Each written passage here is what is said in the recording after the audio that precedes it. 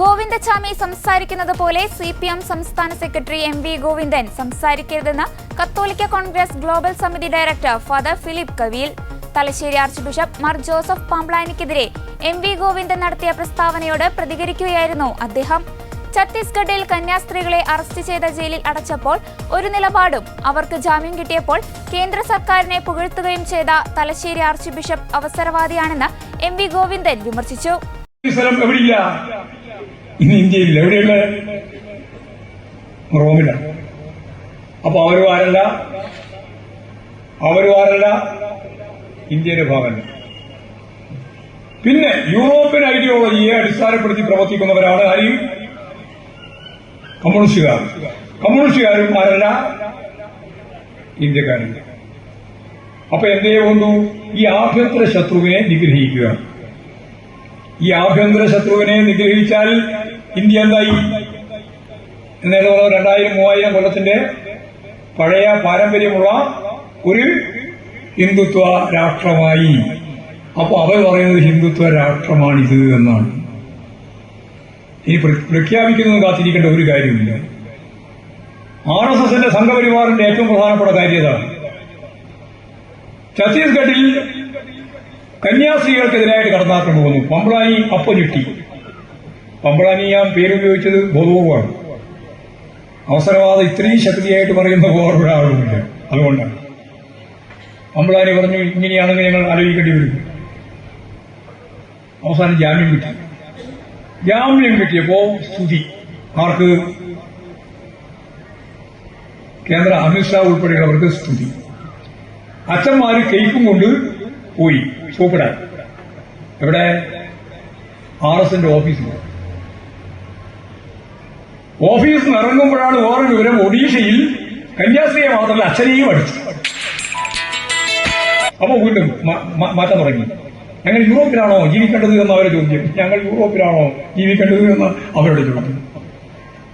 അപ്പൊ ഒരു ഭാഗത്ത് ഛത്തീസ്ഗഡിൽ ഇപ്പോ ബജരംഗ ദൾ ഉൾപ്പെടെ ചേർന്ന് വീണ്ടും പള്ളി ആക്രമിക്കാൻ തുടങ്ങിയിരിക്കുന്നു. ഒഡീഷയിൽ പണ്ടത്തെ പോലെ തന്നെ അതിശക്തിയായ രീതിയിലുള്ള കടന്നാക്രമം ആരംഭിച്ചിരിക്കുന്നു. ഇന്ത്യയുടെ വിവിധ മേഖലയിൽ ഈ കടന്നാക്രമമാണ്. ഏതെങ്കിലും കാണുമ്പോൾ കൈക്കും വാങ്ങിപ്പോയി പരിഹരിച്ചു കളയാം എന്ന് വിചാരിക്കുന്ന ചില ആളുകളുടെ മാനസിക നില അല്ല ഇതിന്റെ അടിസ്ഥാനപരമായ പ്രശ്നം. ഞാൻ നേരെ പറഞ്ഞാണ്, ഈ മുസ്ലിങ്ങളും ക്രിസ്ത്യാനികളും കമ്മ്യൂണിസ്റ്റുകാരും ഇന്ത്യയിൽ ജീവിക്കേണ്ടവരല്ല, അവർ പുറത്തു പോകേണ്ടവരാണ്.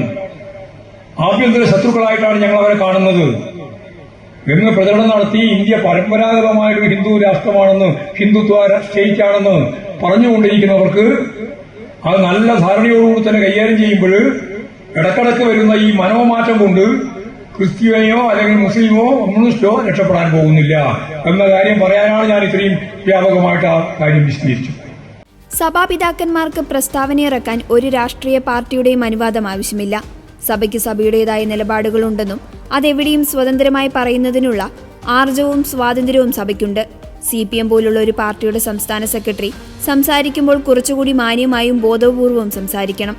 ഇനിയൊരു പിണറായി വിജയൻ സർക്കാർ ഉണ്ടാകരുതെന്ന് ആഗ്രഹിക്കുന്നതുകൊണ്ടായിരിക്കാം ഇത്തരമൊരു പ്രസ്താവന നടത്തിയതെന്ന് ഫാദർ ഫിലിപ്പ് കവീൽ പറഞ്ഞു. നമ്മളൊരു അപകടത്തിൽപ്പെട്ടപ്പോൾ നമ്മളെ സഹായിച്ചത് അത് ആരാണേലും അവർക്ക് നന്ദി പറയുന്നത് സംസ്കാരമുള്ളവരുടെ ഒരു നിലപാടാണ്. അതാണ് പിതാവ് പറഞ്ഞത്. അതിനെ മറ്റ് വ്യാഖ്യാനങ്ങൾ കൊടുത്ത് വളച്ചൊടിക്കേണ്ട കാര്യമില്ലെന്നാണ് എൻ്റെ അഭിപ്രായം.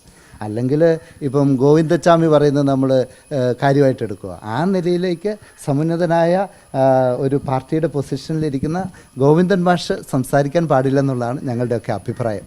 ഗോവിന്ദന്റെ പ്രസ്താവനയ്ക്കെതിരെ തലശ്ശേരി അതിരൂപത പ്രസ്താവന പുറപ്പെടുവിച്ചിരുന്നു. Thalassery archbishop Mar Joseph പാംബ്ലാനിക്കെതിരെ തരം താഴ്ന്ന പ്രസ്താവന നടത്തിയ CPM സംസ്ഥാന സെക്രട്ടറി MV ഗോവിന്ദന്റെ നിലപാടും ഫാസിസ്റ്റ് ശക്തികളുടേതിന് സമാനമാണെന്ന് അതിരൂപത പ്രതികരിച്ചു. AKG സെന്ററിൽ നിന്നും തിട്ടൂരം വാങ്ങിയതിനു ശേഷം മാത്രമേ കത്തോലിക്ക സഭയിലെ മെത്രാൻമാർ പ്രസ്താവന നടത്തുവാൻ പാടുള്ളൂ എന്ന സമീപനം ഉള്ളിലൊളിപ്പിച്ചു വെച്ച ഫാസിസത്തിന്റെ മറ്റൊരു മുഖമാണ്.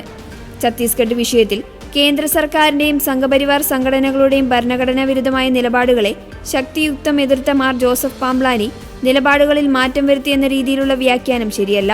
ഛത്തീസ്ഗഡ് വിഷയത്തിൽ കേന്ദ്ര സർക്കാരിനോട് ഇടപെടണമെന്ന സഭാ നേതൃത്വത്തിന്റെ ആവശ്യം മനസ്സിലാക്കി കേന്ദ്ര സർക്കാർ ഇടപെട്ടതിൽ നന്ദി അറിയിച്ചത് നിലപാട് മാറ്റമല്ല, വർഗീയ ധ്രുവീകരണം ഒഴിവാക്കാനുള്ള സുചിന്തിതമായ നിലപാടാണ് പിതാവ് സ്വീകരിച്ചതെന്ന് അതിരൂപത പ്രതികരിച്ചു.